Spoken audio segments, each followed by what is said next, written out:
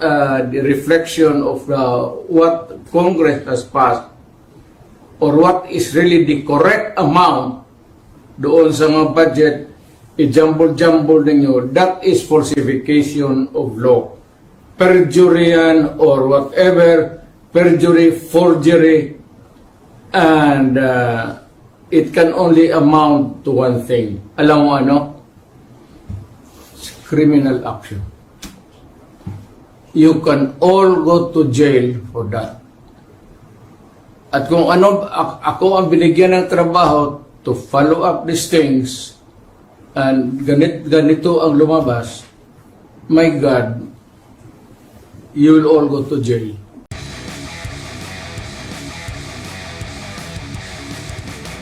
Let me start with the procedure. When the President submits the budget to Congress, so it's usually submitted by the DBM to the House of Representatives because the budget emanates from the House of Representatives. Then, pagdating sa House of Representatives, matanggap yung National Expenditure Program and the other documents, yung BASF, saka other related documents sa budget. Then, dadaan yun sa first reading, second reading, third reading. So, after it's approved on third reading, pupunta sa Senado. Pagdating naman sa Senado, the same procedure, first reading, second reading, and third reading. So, usually, magkaiba yung naipasa ng lower house at saka upper house, yung ating lower house of Congress at saka Senate. Then, whatever is the difference, i-harmonize yan sa pamamagitan ng isang tinatawag natin na bicameral conference committee.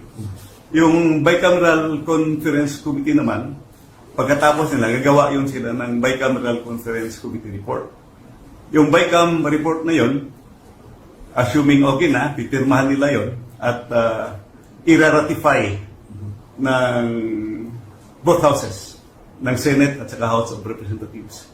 After the ratification, so lalabas na yung enrolled bill, pupunta na yun babalik sa Presidente. The President will sign the budget for it to become effective for the budget to operate the following year. Didiretso na lang ako. Medyo mahaba kasi yung pag-usapan natin. Sa nakita ko kasi, may nakita akong maraming kulang sa BICAM report. Yung Bicameral Conference Committee report, pinirmahan kahit may mga nakikita tayong blanco. So far, ito yung nakikita ko na pages na kulang. Page SP 11, page SP 12, page SP 13, page SP 15, page SP 17, page SP 20, page SP 21, page SP 22, page SP 36, page SP 37, page SP 162, page SP 168, page SP 183. Mostly from the Department of Agriculture and on program appropriations. So let's go directly to the page SP 11 to SP 12. Pwede naman siguro i-flash ito sa ating screen, no?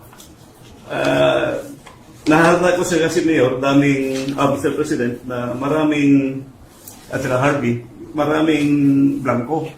And these are not, I would say, ordinary figures because these figures will reach to billions of pesos.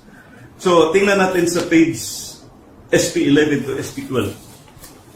Line 49. After the acronym NIA, delete the amount in figures 74 billion 570 million 743,000 and replace with blank.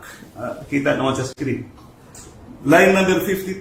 After the acronym acronym PCA, delete the amount in figures 889,065,000 and replace with blank. After the word total, delete the amount in figures 104,820,715,000 and replace with blank. At saka sa number 7, you will see the amount. Dito sa Bicameral Conference Committee report ito.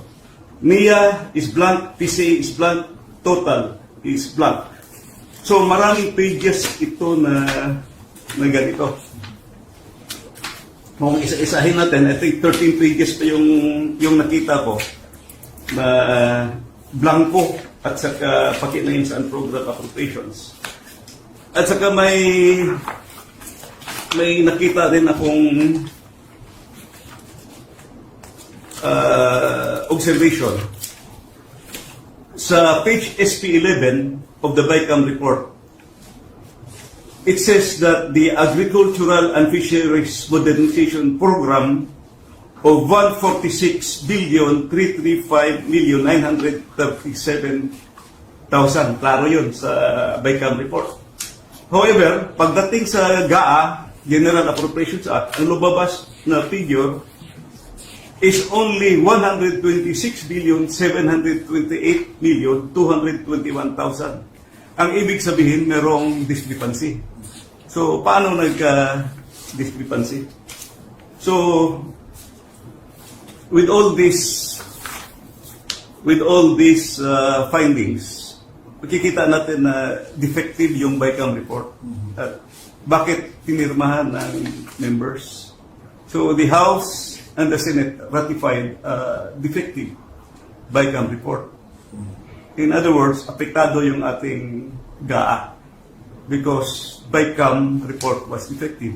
What was ratified by both houses are defective. Ang dami kulang na blanco that can be shown in the BICAM report at pirmado. So, yun ang aking nakikita na findings. Thank you, Congressman Sid. Just before we get the input, the insights of President Duterte, just to refresh the timeline, this bicameral report was signed and ratified last December 11. Yes, December 11, ang final meeting nila ng Bicameral Conference Committee report at pinirmahan ng members. And on the same day, December 11, the 222 pages Bicameral Conference Committee report was ratified by the Senate and the House.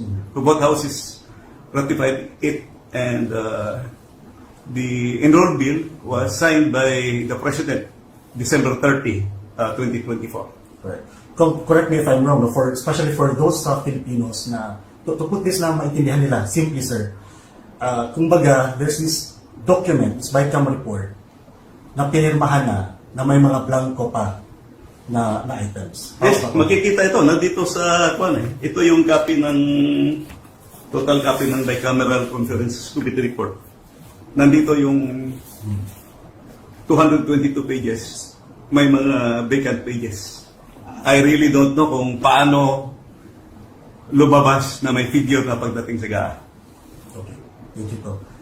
Mr. President, sir, what's your comment on this particular issue? Well, it falls short sa exacting standard ng ating batas na lalo na money appropriations must appear the true and correct value kung anong gusto mong what would be the application for the money for public money.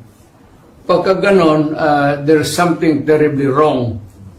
And as a matter of fact, I would say, kung may mga blanco yan lumusot, that is not a valid legislation. Kung nasa batas na yan, lumabas na yan ng blanco-blanco, either it could be filled up before or after sa Congress, pagka ganon, what must be submitted is the true and correct figure coming out as prepared by the budget submitted to Congress for appropriation. Pagkaputol-putol yan o may kulang, that is not a valid budget for implementation as law. It's not only inaccurate, but I think the budget is in totality invalid. Hindi na pwede mag-blanco-blanco dyan sa pera ng tao. Ano ka man? It's people's money. Maglagay ka ng mga mga provisions, but without the true and correct items or money that would be appropriated by Congress, by the people owning the money. So everything must be explained clear, patent, without doubt na itong pera na ito para ito sa ganito. Itong para na ito para sa eskwelahan, ito para sa agriculture. But you do not leave any item there vacant. Itong pera na ito blanco to be filled up later on. That is not allowed by law. And that budget is already I would like to remind Congress, mali ho yan. It's invalid. Please correct it. Or recall the budget and demand an explanation kung bakit dumating sa inyo yan na ganun kablangko. We are not, para ka binigyan ka ng blanco check dyan, o sige, bahala na kung ano ilagay ninyo. In the same manner, yung mga blanco-blanco dyan, whatever or whoever corresponds to that particular item is free to just fill up the amount. That is not by all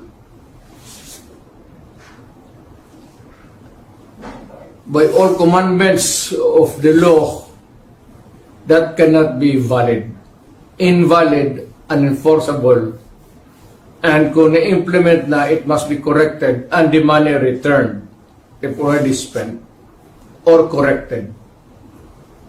And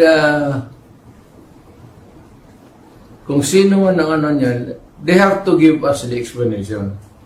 Otherwise, sabihin ko sa mga Pilipino, huwag na kayo magbayad ng buwis ninyo. Ganun lang naman, pinagsasaya nito mga kumang na to, puro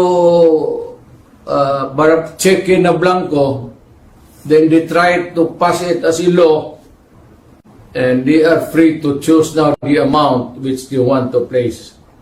Hindi natin alam kung ano ang reserva nila, kung anong gusto na ilagay, sobra doon sa pera natin. It could be that the money is in the hands of the government now, or future appropriations, or reserva ba ito? If it is does not clear anything, then that is invalid and not correct. Thank you, sir. I'd like to get also your thoughts on this, Attorney Vic, this particular matter. Now the former president has said that this is outright invalid and unenforceable. So, what do you think on that? Oh, I fully agree with the President. Nagsalita na si Pangulong Duterte na illegal yung 2025 budget. At tama yung sinabi ni Congressman Sid na ito ay napirmahan originally December 11 and the President was supposed to sign it December 20. Pero natulak ito ng December 30 at sinasabi nga nila na pag-aaralan daw dahil sinasabi ng Malacanang na ang Administrasyong Marcos ay been very prudent in programming and budgeting. But with this revelation now of Congressman Sid na pumirma ang Bicameral Conference Committee ng blankong final committee report, ito'y magpapasinungaling doon sa sinasabi na nagsagawa ng isang complete staff work at nagsagawa ng due diligence ang tanggapan ng Pangulo. Ang i-challenge ko lang siguro, Kong Sid, baka naman kasi sabihin ng mga miyembro ng BICAM committee, yung blankong yan, meron kaming agreement dyan na i-fill upan na lang ng kanilang technical working group or secretariat. Pwede po ba yun? Hindi yan pwede because and I think it's in the BICAM report also that we made an omnibus motion to allow the technical staff to make correction in cases of typographical, grammatical, or nasa omnibus motion, printing errors. So they are allowed to make necessary adjustments. So those are material and substantial items, yung blank items, may figures na malalaki, hindi pwede yun. That can never be classified as typographical or grammatical or printing error. Alam mo, yung nakikinig, baka hindi nyo alam yan, yung typographical, grammar or anything that has nothing to do with what the intent of the law or Congress wants. No, you put anything there that is not the reflection of what Congress has passed or what is really the correct amount doon sa mga budget, i-jumble-jumble ninyo, that is falsification of law. Perjury yan or whatever, perjury, forgery, and it can only amount to one thing. Alam mo ano? It's criminal action. You can all go to jail for that. At kung ano, ako ang binigyan ng trabaho to follow up these things and ganito ang lumabas, my God, you will all go to jail. Mabigat yan. Public document na yan. So, if it's different from what was really intended by Congress or was not really true an accurate copy as passed by Congress, that is falsified or forgery. In which case, mamili ka lang, forgery, falsification, or jail. Alin dyan sa tatlo, papasok sa iyo.